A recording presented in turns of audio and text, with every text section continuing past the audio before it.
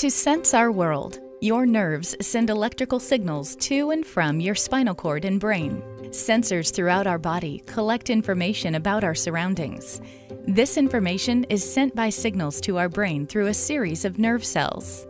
Each electrical signal is carried from one end of a nerve cell to the other using passageways called ion channels. Charged particles, called ions, pass through the channels along the nerve, which helps generate the electrical current. At the end of the nerve, the signal moves to the next via chemicals called neurotransmitters. Communication with the brain occurs via pathways and nerve centers at the base of the brain, called the brainstem. The brainstem helps control sleep, heart rate, and breathing.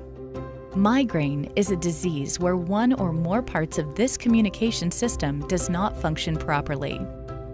Many sections of DNA, called genes, program ion channels, neurotransmitters, and other structures that support these nerve pathways.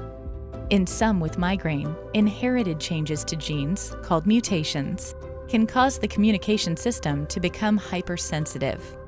Most mutations do not directly cause migraine, but, in combination, may explain why there are so many forms and symptoms of migraine disease. These mutated genes affect the function of other parts of the body. As a result, people with migraines may also have anxiety, depression, epilepsy, hypothyroidism, irritable bowel syndrome, pelvic floor pain, fibromyalgia, Sjogren's disease, and others. Each attack typically has 3 or 4 phases.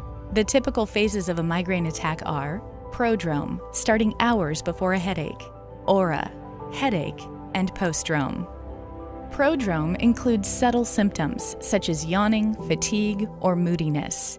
Experienced only by some, auras may be short-term visual changes, such as flashes of light, zigzags, or blind spots. Auras can also include numbness, confusion, vertigo, or even muscle weakness. Pounding headaches may occur on only one side of the head, often lasting 4 to 72 hours.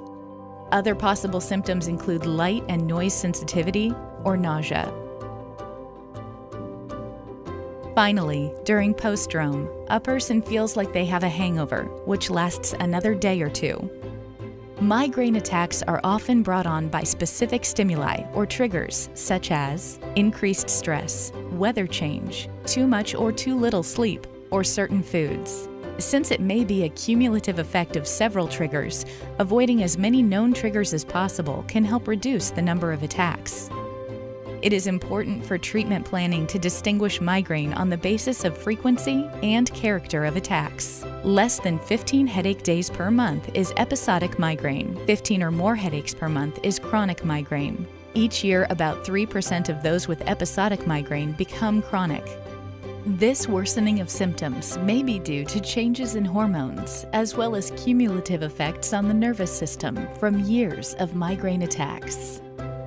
While migraine is rarely deadly, it is an invisible disease that can steal years of quality time.